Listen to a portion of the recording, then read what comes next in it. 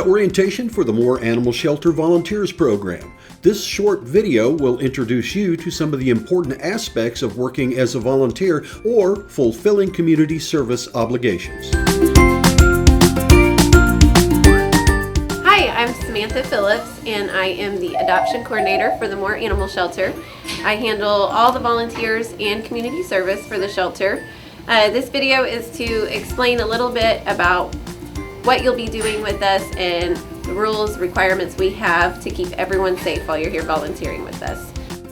As much fun as volunteering with animals is, cats and dogs can be unpredictable. The majority of animals arrived at the shelter as strays, so we have no history of their personality, behavior, or health. We strive to keep everyone safe, so always be sure to follow instructions from the staff and those you see in this training video carefully.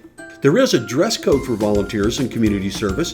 Please make sure you wear appropriate clothing with no offensive wording, images, or styles, jeans or long pants, and comfortable closed-toed shoes. The dress code is for your protection while working with the animals. And keep in mind, you should wear clothing you don't mind getting dirty. So as you walk into the shelter lobby, you'll notice we have a sign-in area for all of our volunteers here. Volunteers sign in on the right. Community service usually signs in on the left. And then we do have a shelter dog. Mama, come here. Mama is always up here. She's usually behind the counter. And she is the shelter mascot. And we will show you later where if you're walking dogs while you're with us, where you're going to walk dogs through. We do ask volunteers to avoid the lobby while you have the animals out. That way when we are doing intakes or adoptions, it's not getting in the way of that and we can avoid dog fights. If you're here as a volunteer, you can kind of pick what you want to do, whether it's working with the cats or the dogs. If you are here as part of a court-ordered community service program, staff will assign you duties to perform while you're here. And this is our cat room right in here.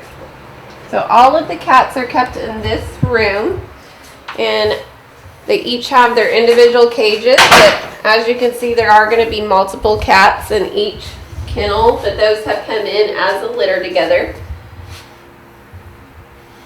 Every kennel is going to have information on it, so they will all have a sheet like this or multiple sheets like that that will give the information about the animal and how they came in, when they came in. Usually we'll have if they're available for adoption or not. So if it's not on that sheet, it will usually be on a board like this. So it'll show if the animal is available or if it has been adopted. Volunteers and community service helping in the cat room will need to follow instructions carefully and watch for cautions that may be written on kennels. At times we will have aggressive, wild, or sick cats, and for your safety and the cat's safety, those kennels will be clearly marked for staff only. Cleaning instructions and handling instructions will be given, but please sanitize hands between kennels if handling kittens. And please be sure to check that kennels have been closed securely when you're putting a kitten up or a cat up. If you are allergic to cats, please let staff know ahead of time so we can find other areas for you to assist in. It's important to make sure you're also watching these boards and the kennels for any warnings. So if we have any aggressive, wild, feral cats in here, we will have a warning on the kennel that says staff only or do not handle. We'll also put other warnings on there if they don't need to be out with other cats, or if you need to make sure that the latch is closed properly. Some of our kennels are a little tricky, so just make sure you're paying attention to the warnings on the kennels. And this is our small dog room. It's also our laundry room. In here is small dogs, but also it's really just called the small dog room because it's our smaller room. We also house puppies in here, senior dogs, anything that's going to need more care, but this is the smaller room. It's the closest to the front, so we try to keep everything up here that we're going to need to keep a closer eye on. Also, we have our laundry area for dirty laundry, washer and dryer, clean laundry, cleaning supplies. We also have 2 quarantine kennels for if we have sick cats or overflow, but those are rarely used. If they are in use, make sure you also pay attention to warnings on kennels. They will usually have a staff only warning on those kennels.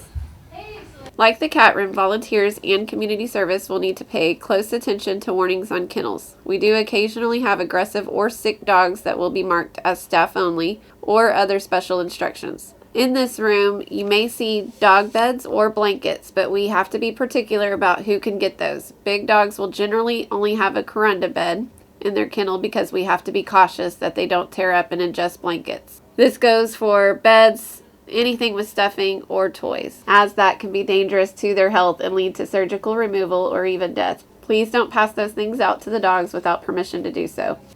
So with our dogs, like the cat room, everybody's going to have a sheet hanging on their kennel, and this is their intake card or their kennel card. It will have the same information. It'll have their name if they have one, a picture. It'll have the date they came in, whether it was a stray, owner surrender. And we generally do come in here and mark these if they're available or if they've already been adopted. This one is available and it's already been vetted, which means it's ready to go home. But on certain cages, we will, just like in the cat room, have them marked for staff only. With the dogs, you need to make sure you are paying close attention to those. We do at times have aggressive dogs here. We will also have dogs that we're not sure about, so make sure you're reading body language too as you're volunteering. As we come out of the small dog room, you'll notice we have leashes hanging by the back door. This is our small dog backyard. So this would be where the dogs from that room go into. And we also have kennels out here that they would go out into. We leave them out here if the weather is nice majority of the day, and we have volunteers or community service help us switch them out and have time in the play yard. During the summer months, we keep misters on in the kennels and a kiddie pool in the yard to help keep the dogs cool. Volunteers help us by checking water buckets frequently throughout the day to make sure they have full and clean water buckets in each kennel or play yard. The kiddie pool gets dumped and refilled at least once daily, more if it's dirty. During the winter, we won't have the pools or the misters, but we do still have to check the water buckets. Every outdoor area will have a water hose, pooper scooper, and waste can for cleaning. If you're assisting us with poop scooping, please make sure there is a bag in the can before disposal. Back in the same hallway, this is the door for our large dog room. And there are actually two entries to this room. So there's one at this end of the hallway and one at the opposite end of the hallway. And most of the time it is the large dogs in this room. If we do have aggressive dogs, they are typically in this room and they would be marked. But like the front room, every dog is going to have a kennel card on its cage. As we walk around to this back side of the dog room, we have 5 indoor-outdoor kennels that we can use. So if we did have aggressive dogs, they will typically be in kennels like this. And that way it opens up to the outside with a kennel that looks just like the inside. But if we need to clean their inside kennel, they'll be on the outside and we can switch it.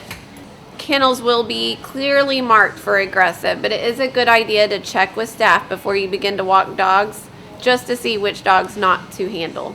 Also, don't stick fingers in kennels if they are marked aggressive or staff only. Just don't be tempted at all to touch or handle those dogs. Our biggest concern is that nobody gets bit. On these kennels, if you are helping us bring dogs back inside or dogs are inside while you're walking them, make sure that when you are opening and closing gates that they are getting fully closed. So just give it a tug and make sure the kennel is secure before walking away, and that way we don't have any dogs get out. So going out of this room, this is our side door, and this brings us to the side yard kennels. So this is just a setup of kennels where we keep the dogs. We have a volunteer walking one right now.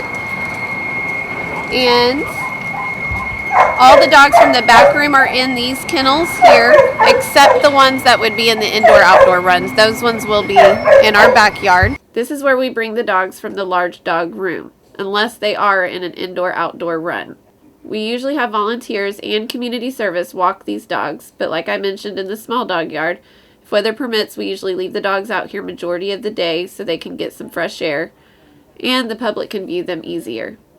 Volunteers can help us with checking waters and cleaning messes, just as they do in the small yard. The 5 indoor-outdoor runs open up into this yard, so we typically switch those dogs out into this yard one at a time, if they aren't marked as aggressive. Remember not to assume that the dogs get along. Never put multiple dogs out into the yards together unless they were already kenneled together or given permission by staff. Be careful while entering and exiting the yards if dogs are out playing so that no one escapes. Be sure all gates and kennels are secure when closed. Like the small yard, this yard also has a kiddie pool during summer months. And just like the other outdoor areas, volunteers can help with any of the tasks we have already discussed for those areas. The indoor-outdoor run kennels are used if we have aggressive dogs that cannot be handled, but they're also used for dogs that may need more outdoor time or the extremely large dogs that have just been here a while. Just remember to watch for warnings on the kennels and check with staff before walking dogs to see which ones not to handle. Remember, majority of the dogs come in as strays, and we don't always know their personalities right away. Be sure to read body language. They are usually just scared, but fear causes bites, and we don't want anyone to get bit. Skip any dogs that are growling or showing aggression of any kind. Also, if the dog is hiding in the back or appears scared, skip it or check with staff to see if the dog can be walked. If you have a question about any of the dogs, their behavior, or how to handle them, never hesitate to grab a staff member. Here at the shelter, we do use slip leads versus clip-on leashes. We do that so the dogs can't slip their leash and take off while being walked. While walking the dogs, avoid walking through the water treatment plant. Do not go past their gates and avoid getting too close to the service road. Keep 20 feet apart from other dogs being walked. Never let dogs go face to face. This is for your protection as well as the dogs. If struggling to get a dog back inside a kennel, get a staff member to help, or treats can make it easier, and we will show you where we keep the treats at. When walking dogs or helping us bring dogs back inside from the play yards, be sure to check that kennels are properly closed and closed securely. The latches can sometimes appear secured, but to make sure, pull on the kennel door to be sure the dog cannot get back out. If you're volunteering, there are plenty of other ways to help besides walking dogs. As a volunteer, you can pick and choose what you'd like to do to help out. Everything helps and all of it is for the animals. Let staff know what you're interested in and we'll give you proper instruction. If you're here as part of a court-ordered community service program, staff will assign you duties and give you instructions. This video has walked you through some of the more important rules and requirements for being a volunteer.